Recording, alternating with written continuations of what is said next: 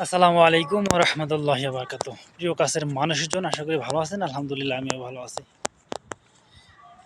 আহ যারা আমাকে ভালোবাসেন তাদেরকে একটা ধন্যবাদ।